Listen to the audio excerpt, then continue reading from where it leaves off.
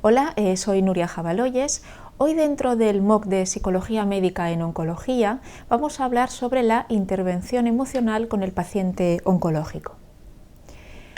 Es innegable que la atención a los aspectos psicosociales forman parte del cuidado de calidad del paciente oncológico. Ya nadie niega que hay que tener en cuenta estas necesidades psicológicas y emocionales. Pero la pregunta que surge a partir de aquí es ¿quién tiene que dar esta atención psicológica o emocional? Es cierto que parte de esta atención psicológica y emocional la tiene que dar el psicooncólogo. El psicooncólogo es el que interviene tratando los trastornos psicopatológicos. Dentro de los trastornos psicopatológicos, el más frecuente en la población oncológica es el trastorno adaptativo. Incluso en algunos estudios se habla de una prevalencia del 55%. También es el psicooncólogo el que se encarga de tratar los síntomas de ansiedad y depresión. En algunos estudios hablan de una prevalencia del 44% en la población oncológica. Y también es el psicooncólogo el que se dedica a tratar el malestar emocional intenso, también denominado distrés o angustia, con una prevalencia muy importante de un 63% en algunos estudios. Pero es justo en este punto, en el tema del malestar emocional, donde el resto del equipo también tiene una función muy importante. En el apoyo y en la atención emocional al enfermo oncológico, el equipo tiene que estar formado.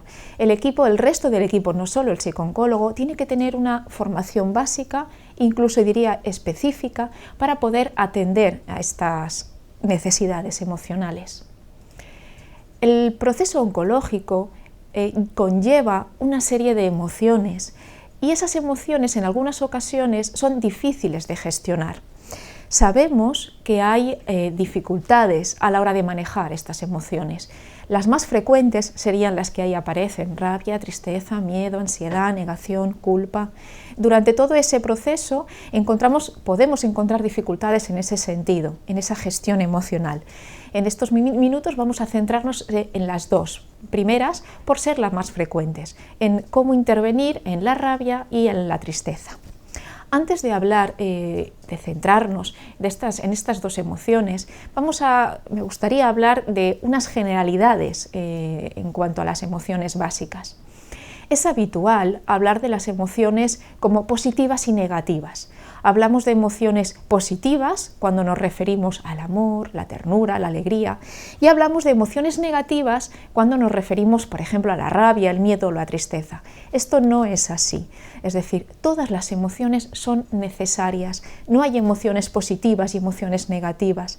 No podemos orientar al paciente para que sienta solo las emociones positivas y deseche las negativas. Todas las emociones tienen una función. Desde que el ser humano estaba en la prehistoria hasta nuestros días, las emociones nos han ayudado a sobrevivir.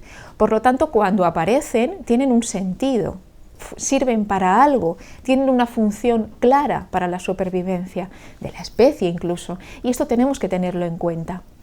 Además, las emociones se localizan en el cuerpo. Es fundamental entender dónde está localizada la emoción en mi cuerpo. Creo que si supiéramos localizar estas emociones en el cuerpo, nos ayudaría muchísimo a saber qué emoción es la que estamos sintiendo. Esta es una de las intervenciones que ahora iremos viendo en el paciente. Es importantísimo que le ayudemos al paciente a que localice eso que está sintiendo, qué emoción es. Si esto el paciente lo puede localizar, le ayudamos mucho más a ponerle el nombre a la emoción. Y en función de esa localización en el cuerpo, todas las emociones tienen un canal de expresión, todas las emociones tienen una forma de drenaje o de ventilación emocional, que en muchas ocasiones tiene que ver con esa localización. Y también estas emociones pueden convertirse en emociones distorsionadas, pueden convertirse en problema si no las gestionamos o drenamos bien. Pasando ya a la emoción de la rabia. Para descubrir cuál es la función de la rabia, a mí me ayuda a pensar en los animales o me ayuda a pensar en los niños. En los animales digo por la parte instintiva que tiene la rabia. Si yo me pregunto, por ejemplo, ¿cuándo se puede enfadar una leona, ¿no? ¿Cuándo se enfada? Pues se nos puede ocurrir la respuesta de cuando le atacan, cuando vienen a por sus crías. Por eso la función de la rabia es la de decir que no, la de poner límites, la de proteger mi propio espacio, el espacio mío. Esto en un proceso oncológico ocurre muchas veces. La enfermedad viene a meterse en mi propio espacio, en lo que yo consideraba mío, en mi futuro, en mi vida, en mi proyecto de vida, y viene un diagnóstico oncológico para parármelo. Claro que voy a estar enfadado. Y me sale la reacción emocional lógica y saludable de la rabia. Para decir que no, necesito que mi cuerpo esté en tensión, necesito, pues igual que le pasaba en el ejemplo que les ponía de la leona, necesito tener tensión en mis puños, en mis brazos, en mis piernas para defenderme o para atacar, también en la mandíbula es una de las zonas donde más se localiza la rabia, y todo el cuerpo se pone a mi servicio para poder decir no, poner un límite a esta situación o a esta cosa injusta que me está ocurriendo. Por lo tanto, la expresión de la emoción viene en esa línea, es la expresión de esa tensión, elevando la voz, golpeando, luchando. Claro, cuando estábamos en la prehistoria, por ejemplo, o la leona, le viene muy bien esa expresión porque puede sacar esa emoción para defenderse. En el proceso oncológico, yo me enfado y como les estoy explicando es hasta saludable enfadarme, pero ¿dónde lo saco? ¿Cómo lo ventilo? ¿No? Casi siempre la dificultad que tengo es toda esta rabia que siento, ¿dónde la pongo? Y puede haber una distorsión. Hablamos, por ejemplo, del efecto péndulo, ¿no? Pasivo-agresivo. Callo y luego exploto con quien más quiero, con quien menos se lo merece. Otra forma de distorsión sería la amargura o el resentimiento, ¿no? La rabia guardada, contenida, y el ver la vida constantemente con unas gafas, explico yo, de rabia, ¿no? Todo lo veo a través de ese tamiz. ¿Y cuál sería la intervención en la rabia? Creo que hay 4 puntos fundamentales que yo creo que incluso tendrían que ir en orden, que tenemos que tener en cuenta a la hora de intervenir. Lo primero que hay que hacer es ayudar, como decía antes, a identificar, es decir, a poner nombre a la emoción. Muchos pacientes dicen, no me encuentro bien, no sé qué tengo, solo sé que no me encuentro bien, pero no sé qué es, no sé si es rabia, no sé si es tristeza, no sé si es decepción, no puedo ponerle nombre a la emoción.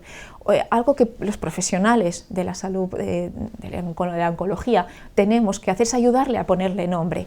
Por ponerles un ejemplo, si entramos un día a una habitación y vemos a un paciente que ya le conocemos y vemos que ese día su comunicación no verbal, su mandíbula, sus puños ya nos indican que está enfadado. Sabemos que tiene una buena relación con su mujer y hoy le vemos hablándole hasta mal, pues salte que quiero hablar con...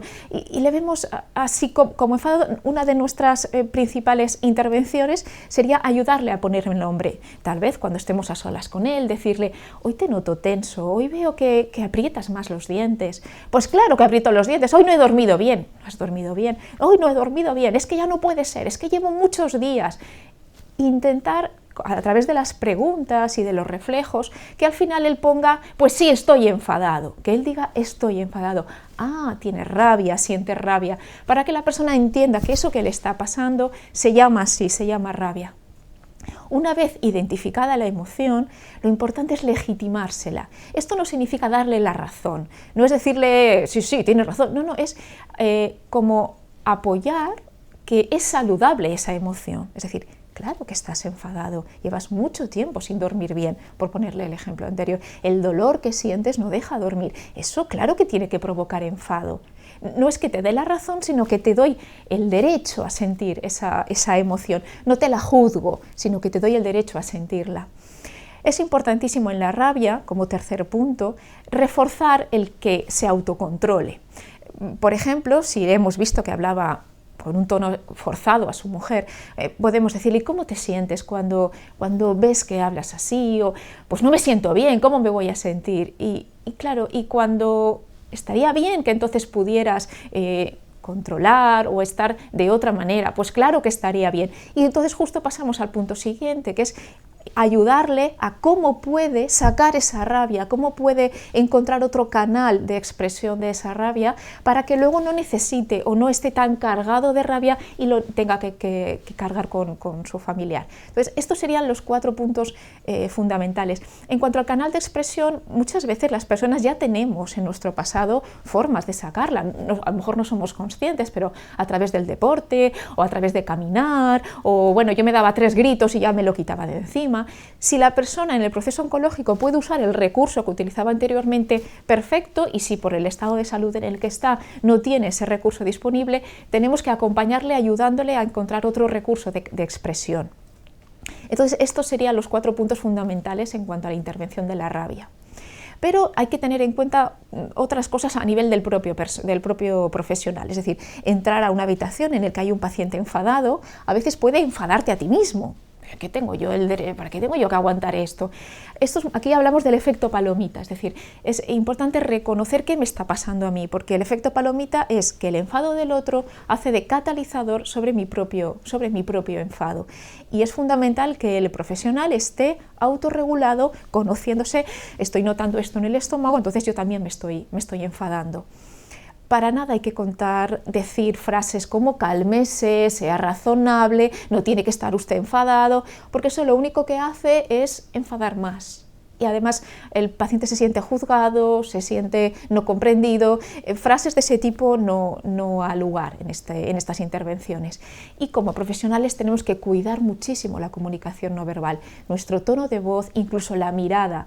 Una mirada puede ser muy desafiante contra alguien enfadado si la confrontamos, o puede ser una mirada, si el otro está muy enfadado, una mirada baja, no contacto ocular, para no potenciar este enfado.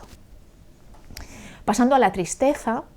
La función de la tristeza es algo más complicado de entender, pero la tristeza tiene una función muy importante, que es el procesamiento de las pérdidas. No hay reparación de pérdida posible sin tristeza.